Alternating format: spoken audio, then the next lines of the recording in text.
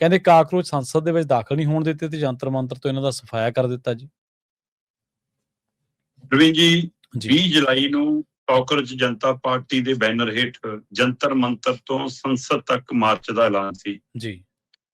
ਸੰਸਦ ਤੱਕ ਜਾਣ ਦੀਆਂ ਪਹਿਲਾਂ ਵੀ ਬਹੁਤ ਸਫਲ ਅੰਦੋਲਨ, ਜੇ ਮੈਂ ਪਿੱਛੇ ਇਤਿਹਾਸ ਦੇਖਾਂ ਤਾਂ ਰਹੇ, ਚਾਹੇ ਉਹ ਗਊ ਹੱਤਿਆ ਤੇ ਬੈਨ ਦੀ ਮਾਮਲੇ 'ਚ ਪ੍ਰਦਰਸ਼ਨ ਹੋਵੇ, ਚਾਹੇ ਉਹ ਜੇਪੀ ਅੰਦੋਲਨ ਵਾਲਾ ਪ੍ਰਦਰਸ਼ਨ ਹੋਵੇ, ਚਾਹੇ ਇੱਕ ਸਮੇਂ ਟਕੈਤ ਦੇ ਬਾਪੂ ਹੋਰਾਂ ਨੇ ਜਦੋਂ ਸੰਸਦ ਵੱਲੋਂ ਮਾਰਚ ਦਾ ਫੈਸਲਾ ਕੀਤਾ ਉਹ ਕਿਸਾਨ ਅੰਦੋਲਨ ਹੋਵੇ, ਚਾਹੇ 2021 ਵਾਲਾ 3 ਖੇਤੀਆਂ ਦੀ ਵਾਪਸੀ ਲਈ ਕਿਸਾਨ ਅੰਦੋਲਨ ਹੋਵੇ, ਜਦੋਂ ਸੰਸਦ ਦੀਆਂ ਜੜ੍ਹਾਂ ਦੇ ਵਿੱਚ ਬੈਠ ਕੇ ਬਰਾਬਰ ਆਪਣੀ ਸੰਸਦ ਚਲਾਈ।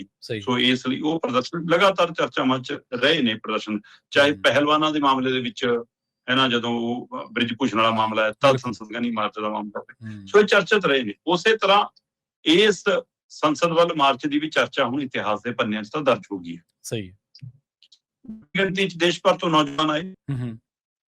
ਜਿਸ ਦਿਨ ਦਾ ਇਹ ਜੰਤਰ ਮੰਤਰ ਤੇ ਕਾਸ਼ ਕਰਨਾ ਸ਼ੁਰੂ ਕੀਤਾ ਉਸ ਦਿਨ ਦੇ ਵਿੱਚੋਂ ਸਭ ਤੋਂ ਵੱਡਾ ਇਕੱਠ ਸੀ ਕੱਲ ਜੀ। ਵੱਖ-ਵੱਖ ਧਿਰਾਂ, ਵੱਖ-ਵੱਖ ਸੰਗਠਨ, ਵੱਖ-ਵੱਖ ਸੰਸਥਾਵਾਂ, ਵੱਖ-ਵੱਖ ਲੋਕ, ਵੱਖ-ਵੱਖ ਫਿਰਕੇ, ਸੂਬੇ ਸਾਰੇ ਹਾਜ਼ਰ ਹੋਏ ਤੇ ਉਹਦੇ ਵਿੱਚੋਂ ਤੈਅ ਸੀਗਾ ਕਿ ਸਾਡਾ ਮੁੱਖ ਮਕਸਦ ਨੀਟ ਪੇਪਰ ਵਾਲਾ ਮਾਮਲਾ, ਕਿ ਉਸ ਮਾਮਲੇ ਦੇ ਉੱਤੇ ਸਰਕਾਰ ਉਂਗਲ ਧਰੇ, ਆਪਣੇ ਆਪ ਨੂੰ ਕਟਹਿਰੇ 'ਚ ਖੜਾ ਕਰੇ, ਸਿੱਖਿਆ ਮੰਤਰੀ ਦਾ ਅਸਤੀਫਾ ਲਵੇ, ਇਹਨੂੰ ਲੈ ਕੇ ਐਲਾਨ ਕੀਤਾ ਸੀ, ਜਿਹਦੇ ਲਈ ਬਕਾਇਦਾ ਤੌਰ ਤੇ ਸੋਨਮ ਵਾਂਗਚੁਕ ਨੇ ਮਰਨ ਵਰਤ ਰੱਖਿਆ ਸੀ। ਹੋਰ ਕਈ ਵਿਦਿਆਰਥੀ ਨਾਲ ਸੀਗੇ ਤੇ ਉਹਦੇ ਵਿੱਚੋਂ ਸੋਨਮ ਵਾਂਗਚੁਕ ਹੋਰਾਂ ਨੂੰ 18 ਜੁਲਾਈ ਨੂੰ ਚੱਕ ਕੇ ਲੈ ਗਈ ਪੁਲਿਸ, ਦਿੱਲੀ ਪੁਲਿਸ ਚੱਕ ਕੇ ਸਰਕਾਰੀ ਹਸਪਤਾਲ ਸਫਦਰਜੰਗ ਹਸਪਤਾਲ 'ਚ ਦਾਖਲ ਕਰਾਤਾ ਜੀ। ਪਰਿਵਾਰ ਨੇ, ਉਹਨਾਂ ਦੇ ਸਾਥੀਆਂ ਨੇ ਕਿਹਾ ਕਿ ਧੱਕਾ ਹੈ, ਗਲਤ ਹੈ। ਉਹਨਾਂ ਨੇ ਖੁਦ ਕਿਹਾ ਕਿ ਮੈਂ 20 ਜੁਲਾਈ ਵਾਲੇ ਪ੍ਰਦਰਸ਼ਨ ਸ਼ਾਮਲ ਹੋਣਾ ਚਾਹੁੰਦਾ, ਮੈਨੂੰ ਰਿਲੀਜ਼ ਕੀਤਾ ਜਾਵੇ, ਨਹੀਂ ਕੀਤਾ। ਜਿੱਦਾਂ ਹੀ 18 ਜੁਲਾਈ ਨੂੰ ਉਹਨਾਂ ਨੂੰ ਚੱਕਿਆ, ਉਹਨਾਂ ਦੀ ਥਾਂ ਦੇ ਉੱਤੇ ਅਭਿਜੀਤ ਦੀਪਕੇ ਜਿਹੜਾ ਜਨਮਦਾਤਾ ਇਸ ਕਾਕਰੋਚ ਜਨਤਾ ਪਾਰਟੀ ਦਾ, ਉਹਨੇ ਵੀ ਮਰਨ ਵਰਤ ਰੱਖ ਲਿਆ ਤੇ 20 ਤਰੀਕ ਚੜ੍ਹਦਿਆਂ ਨੂੰ ਕਹਿੰਦਾ ਜੀ ਮੈਂ ਤਾਂ ਤੋੜ ਲਿਆ। ਅੱਛਾ, ਉਹ ਕਹਿੰਦਾ ਜੀ ਸਾਨੂੰ ਸੱਦਾ ਆ ਗਿਆ ਜੀ ਸਰਕਾਰ ਵੱਲੋਂ, ਇਸ ਲਈ ਮੈਂ ਤੋੜ ਲਿਆ। ਇਹ ਪਹਿਲਾਂ ਨਹੀਂ ਹੈ, ਅਭਿਜੀਤ ਦੀਪਕੇ ਲਈ ਇਹ ਪਹਿਲੀ ਘਟਨਾ ਨਹੀਂ ਹੈ। ਸਹੀ ਹੈ ਜੀ। ਅਮਰੀਕਾ ਤੋਂ ਆਇਆ, ਏਅਰਪੋਰਟ ਤੋਂ ਉਤਰਿਆ, ਮੈਂ ਜੰਤਰ ਮੰਤਰ ਚੱਲਿਆ ਜੀ, ਮੈਨੂੰ ਗਰਮੀ ਲੱਗਦੀ ਹੈ ਜੀ, ਪਰੇ ਹੋ ਜਾਓ ਜੀ, ਮੈਨੂੰ ਚੱਕਰ ਆਉਂਦੇ ਨੇ ਜੀ, ਮੈਨੂੰ ਮੰਮੀ ਚੇਤੇ ਆ ਗਈ ਜੀ, ਮਤਲਬ ਪਹਿਲਾਂ ਵੀ ਅਜਿਹਾ ਗੱਡੀ 'ਚ ਬਹਿ ਕੇ ਤੇ ਚੱਲ ਗਏ ਜੀ, ਹਨਾ, ਉਸ ਤਰੀਕੇ ਕਾਰਨ ਨਾਲ ਵੀ ਪਹਿਲੋਂ ਵੀ ਰਿਹਾ। ਪਰ ਕੱਲ ਜਿੰਨੀ ਵੱਡੀ ਗਿਣਤੀ 'ਚ ਜਨਤਾ ਆਈ ਜੀ, ਉਸਦੇ ਪੈਰਲਰ ਜੇਪੀ ਨੱਡਾ ਨਾਲ ਇਹਨਾਂ ਨੂੰ ਮੁਲਾਕਾਤ ਦਾ ਮੌਕਾ ਮਿਲਿਆ। ਠੀਕ ਹੈ। ਇਹਨਾਂ ਦੇ ਨੁਮਾਇੰਦੇ ਜੇਪੀ ਨੱਡਾ ਨਾਲ ਸਵੇਰੇ 9 ਵਜੇ ਪ੍ਰਦਰਸ਼ਨ ਨੇ ਸੰਸਦ ਕੰਨੀ ਜੰਤਰ ਮੰਤਰ ਤੋਂ ਕੂਚ ਕਰਨਾ ਸੀ। 6:30 ਵਜੇ ਇਹਨਾਂ ਨੂੰ ਸੁਨੇਹਾ ਆ ਗਿਆ ਕਿ ਜੇਪੀ ਨੱਡਾ ਜੀ ਨਾਲ ਤੁਹਾਡੀ ਮੁਲਾਕਾਤ ਹੈ 11 ਸਾਢੇ 11 ਵਜੇ ਜੀ। ਚਲੋ ਇਹਨਾਂ ਨੇ ਤੈਅ ਕੀਤਾ ਕਿ ਇੱਥੋਂ ਪ੍ਰਦਰਸ਼ਨ ਕਰਨ ਨਿਕਲਾਂਗੇ। ਇਹ ਵੱਡੀ ਗੱਲ ਹੈ ਕਿ ਵੱਡੀ ਗਿਣਤੀ 'ਚ ਸੀਗੇ ਨੌਜਵਾਨ, ਵਿਦਿਆਰਥੀ ਤੇ ਹੋਰ ਉਹਨਾਂ ਦੇ ਸਮਰਥਕ। ਨਹੀਂ ਤਾਂ ਜੰਤਰ ਮੰਤਰ ਤੇ ਅਸੀਂ ਖੇਡ ਦੇਖਦੇ ਹਾਂ, ਵੱਡੀਆਂ ਕਹਿੰਦੀਆਂ ਕਹਾਉਂਦੀਆਂ ਸੰਸਥਾਵਾਂ ਜਾਂਦੀਆਂ ਨੇ ਤੇ 300 ਮੀਟਰ ਉੱਧਰ ਨੂੰ ਤੁਰਦੀਆਂ ਨੇ, 100 ਮੀਟਰ ਉੱਧਰ ਨੂੰ ਤੁਰਦੀਆਂ, ਦੋ ਪਾਸੇ ਬੈਰੀਕੇਡ ਲੱਗੇ ਹੁੰਦੇ ਨੇ, ਫੋਟੋਆਂ ਖਿਚਾ ਕੇ ਮੁੜ ਆਉਂਦੀਆਂ ਨੇ। ਸਹੀ ਹੈ। ਇਹਨਾਂ ਨੇ ਤੈਅ ਕੀਤਾ ਜਾਣਾ, ਤੁਰ ਪਏ, ਬੈਰੀਕੇਡ ਟੁੱਟਣੇ ਸ਼ੁਰੂ ਹੋ ਗਏ, ਹਟਾਉਣੇ ਸ਼ੁਰੂ ਹੋ ਗਏ, ਪੁਲਿਸ ਵੱਲੋਂ ਹਲਕੀ ਲਾਠੀ ਚਾਰਜ ਹੋਣੀ ਸ਼ੁਰੂ ਹੋ ਗਈ। ਇਹ ਕਈ ਮੈਟਰੋ ਸਟੇਸ਼ਨਾਂ 'ਚ ਦਾਖਲ ਹੋਏ, ਗਲੀਆਂ ਸੜਕਾਂ ਤੇ ਨਿਕਲੇ। ਜਦੋਂ ਸੰਸਦ ਦੇ ਦਾਇਰੇ 'ਚ ਆਉਂਦੇ, ਥਾਣੇ ਦੀ ਹੱਦ ਤੱਕ ਗਏ, ਫਿਰ ਦਿੱਲੀ ਪੁਲਿਸ ਦੇ ਹੱਥ ਪੈਰ ਫੁੱਲੇ ਕਿ ਤਾਂ ਕੁਛ ਸਾਡੇ ਹੱਥੋਂ ਨਾ ਨਿਕਲ ਜਾਵੇ ਕਹਾਣੀ। ਕਈ ਦੇਰ ਦੀ ਬੈਰੀਕੇਡਿੰਗ, ਨਾਰਮਲ ਬੈਰੀਕੇਡਿੰਗ ਸੀ, ਕੋਈ ਇਹ ਨਹੀਂਗਾ ਵੀ ਕਿਸਾਨ ਆਉਂਦੇ ਨੂੰ ਟਿੱਪਰ ਖੜੇ ਕਰਤੇ, ਕੋਈ ਟਰੱਕ ਲਾਤੇ, ਹੈ ਨਾ, ਉਹ ਨਹੀਂ ਸੀ। ਨਾਰਮਲ ਬੈਰੀਕੇਡਿੰਗ ਸੀ, ਪਰ ਇਹ ਕਰਦੇ ਗਏ। ਪਰ ਇਸ ਤੋਂ ਬਾਅਦ ਫਿਰ ਉਹਨਾਂ ਨੇ ਮਤਲਬ ਅਥਰੂ ਗੈਸ ਦੇ ਗੋਲੇ ਜਾਂ ਕੁਝ ਪਾਣੀ ਦੀਆਂ ਵਿਛਾੜਾਂ ਜਾਂ ਲਾਠੀ ਚਾਰਜ ਫਿਰ ਉਹਨਾਂ ਨੇ ਥੋੜਾ ਜਿਹਾ ਤਕੜਾ ਕੀਤਾ, ਜਿਹਦੇ ਨਾਲ ਉੱਥੇ ਭਜਦੜ ਮਚੀ, ਖਲਾਰਾ ਪੈ ਗਿਆ। ਤੇ ਉਹ ਕਹਿੰਦੇ ਸਾਡੇ 40-50 ਨੌਜਵਾਨ ਜ਼ਖਮੀ ਹੋ ਗਏ, ਪੁਲਿਸ ਵਾਲੇ ਕਹਿੰਦੇ 50 ਸਾਡੇ ਜ਼ਖਮੀ ਹੋ ਗਏ, ਕੁਝ ਨੇ ਪੱਥਰਬਾਜ਼ੀ ਕੀਤੀ। ਪ੍ਰਦਰਸ਼ਨਕਾਰੀਆਂ ਦੀ ਇੱਕ ਦੋ ਟੁਕੜੀ ਸੰਸਦ ਦੇ ਬਹੁਤ ਨੇੜੇ ਤੱਕ ਜਾਣ 'ਚ ਵੀ ਕਾਮਯਾਬ ਹੋਈ। ਠੀਕ ਹੈ। ਤੇ ਉਸ ਤੋਂ ਬਾਅਦ ਫਿਰ ਸੰਸਦ ਦੇ ਗੇਟ, ਕਿਉਂਕਿ ਕੱਲ ਸੈਸ਼ਨ ਚੱਲ ਰਿਹਾ ਸੀ, ਪਹਿਲਾ ਦਿਨ ਸੀਗਾ ਜੀ, ਅੰਦਰ ਨਰਿੰਦਰ ਮੋਦੀ, ਰਾਹੁਲ ਗਾਂਧੀ ਸਣੇ ਸਮੁੱਚੀ ਸਰਕਾਰ, ਵਿਰੋਧੀ ਧਿਰ ਤੇ ਸਾਰੇ ਸੰਸਦਾਂ ਹਾਜ਼ਰ ਸੀ, ਇਸ ਲਈ ਸੰਸਦ ਦੇ ਗੇਟ ਭੇੜ ਦਿੱਤੇ ਗਏ।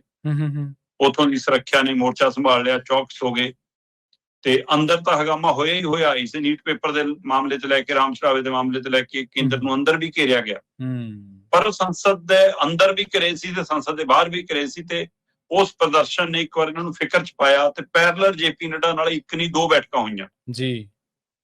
ਉਹਦੇ ਵਿੱਚ ਉਧਰ ਕੁਛ ਨਹੀਂ ਨਿਕਲਿਆ ਤੇ ਇਧਰੋਂ ਅਭਿਜੀਤ ਦੀਪਕੇ ਰੌਲਾ ਪਾਉਣ ਲੱਗ ਪਿਆ ਵੀ ਸਾਡੀ ਸਰਕਾਰ ਨਾਲ ਗੱਲ ਤੁਰ ਪਈ, ਅਸੀਂ ਉਨੀ ਦੇਰ ਮਾਰਚ ਰੋਕਦੇ ਹਾਂ। ਹੁਣ ਇਹਦੇ ਰੁਕਿਆ ਨਹੀਂ ਰੁਕਣਾ ਸੀ।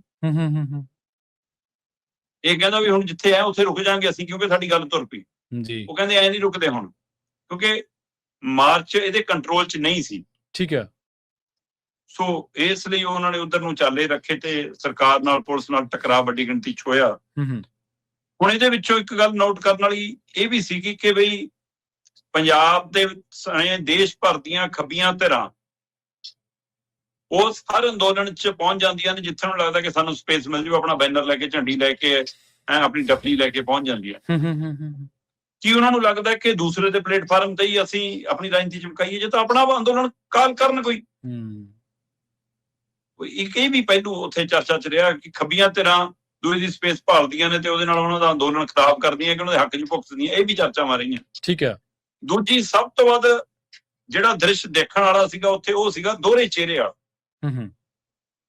ਹਰਜੋਤ ਬੈਂਸ, ਮਨੀਸ਼ ਸਿਸੋਦੀਆ, ਸੰਜੇ ਸਿੰਘ, ਲਓ ਜੀ ਅਸੀਂ ਅੰਦੋਲਨ 'ਚ ਸ਼ਾਮਲ ਹੈ ਜੀ, ਇਹ ਸਰਕਾਰ ਬਹੁਤ ਵਧੀਕੀ ਕਰ ਰਹੀ ਹੈ, ਸਾਡੇ ਮੁੱਖ ਮੰਤਰੀ ਸਾਹਿਬ, ਦਿੱਲੀ ਦੇ ਸਾਬਕਾ ਮੁੱਖ ਮੰਤਰੀ ਸਾਹਿਬ ਗੱਡੀ 'ਚੋਂ ਲਾਈਵ ਹੋ ਕੇ देश के भविष्य की कैसी पिटाई कर रहे हैं, कैसा जुर्म ढा रहे हैं कि ਇਹ ਵਿਦਿਆਰਥੀਆਂ 'ਚ ਹੋਰ ਜਾਨ ਹੈ, ਪੰਜਾਬ ਵਾਲਿਆਂ 'ਚ ਹੋਰ ਜਾਨ। ਸਹੀ। ਉਹ ਰਬੜ ਦੇ ਪੰਜਾਬ ਵਾਲੀ ਜਵਾਨੀ ਨਹੀਂ ਗਈ, ਪੰਜਾਬ ਦੀ ਪੁਲਿਸ ਤਸ਼ੱਦਦ ਆਉਂਦੀ, ਉਹ ਤਸ਼ੱਦਦ ਨਹੀਂ ਗਾ। ਸਹੀ ਬਿਲਕੁਲ। ਉੱਥੇ ਤੁਹਾਡਾ ਵਤੀਰਾ ਹੋਰ ਹੈ ਤੇ ਦਿੱਲੀ ਜਾ ਕੇ ਵਤੀਰਾ ਹੋਰ ਹੈ। ਬਿਲਕੁਲ ਸਹੀ। ਮਤਲਬ ਇਹ ਡਰਾਮੇਬਾਜ਼ੀ, ਇਹ ਚਿਹਰੇ ਵੀ ਬੇਨਕਾਬ ਹੋਏ ਇਸ ਪ੍ਰਦਰਸ਼ਨ ਦੇ ਵਿੱਚ।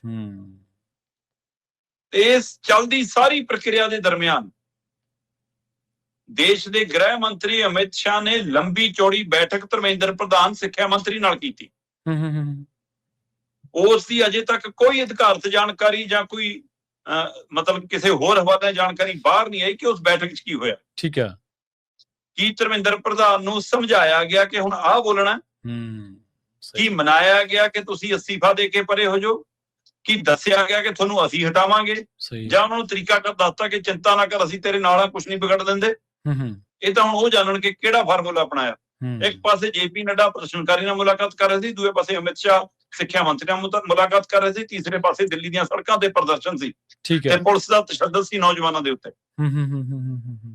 ਪਰ ਇਹ ਸਭ ਦੇ ਵਿੱਚ ਉਹਨਾਂ ਨੇ ਇੱਕ ਵਾਰ ਦਿੱਲੀ ਦੇ ਸੜਕਾਂ ਤਾਂ ਖਾਲੀ ਕਰਾਈਆਂ, ਇੱਕ ਵਾਰ ਪੁਲਿਸ ਨੇ ਜੰਤਰ ਮੰਤਰ ਵੀ ਖਾਲੀ ਕਰਾ ਲਿਆ ਜੀ। ਬੇਸ਼ੱਕ ਦੇਰ ਰਾਤ ਤੱਕ ਮਤਲਬ ਕਿ 200-300 ਮੀਟਰ ਦੇ ਦਾਇਰੇ ਦੇ ਵਿੱਚ ਹਜ਼ਾਰਾਂ ਦੀ ਗਿਣਤੀ 'ਚ 1000, 1200, 1500 ਦੇ ਨੌਜਵਾਨ ਸੀਗੇ ਜਿਹੜੇ ਸਵੇਰ ਚੜ੍ਹਨ ਤੋਂ ਪਹਿਲਾਂ ਦੁਬਾਰਾ ਉਸ ਜੰਤਰ ਮੰਤਰ ਤੇ ਇਕੱਠੇ ਹੋ ਗਏ। ਪਰ ਹੁਣ ਆਉਂਦਾ ਸਮਾਂ ਤੈਅ ਕਰੇਗਾ ਕਿ ਪ੍ਰਦਰਸ਼ਨ ਦਾ ਅਗਲਾ ਰੂਪ ਕੀ ਹੋਣਾ, ਕਿਉਂਕਿ ਇਸ ਪ੍ਰਦਰਸ਼ਨ 'ਚ ਵੱਡੀ ਆਵਾਜ਼ ਉੱਠੀ ਕਿ ਪੰਜਾਬ ਨਹੀਂ ਆਇਆ ਜੀ। ਕਈ ਵਿਦਵਾਨ ਚਿੰਤਕ ਜਿਹੜੇ ਸੋ ਕਾਲਡ ਹੈ ਨਾ ਬਣੇ ਹੋਏ ਨੇ ਉਹ ਜੀ ਪੰਜਾਬ ਮੰਨਫੀ ਹੈ, ਪੰਜਾਬੀ ਨਹੀਂ ਆਏ ਜਾਂ ਸਿੱਖ ਨਹੀਂ ਆਏ, ਪੱਗਾਂ ਨਹੀਂ ਦਿਖੀਆਂ, ਤੇ ਉਹਨਾਂ ਸਾਰਿਆਂ ਨੂੰ ਜਵਾਬ ਮਤਲਬ ਕਿ ਉਹ ਗਾਇਕ ਬੱਬੂ ਮਾਨ ਨਹੀਂ ਦੇਤਾ, ਕਹਿੰਦਾ ਕਿ ਸਾਰਾ ਠੇਕਾ ਪੰਜਾਬ ਨਹੀਂ ਲਿਆ ਵਾ। ਸਹੀ ਗੱਲ।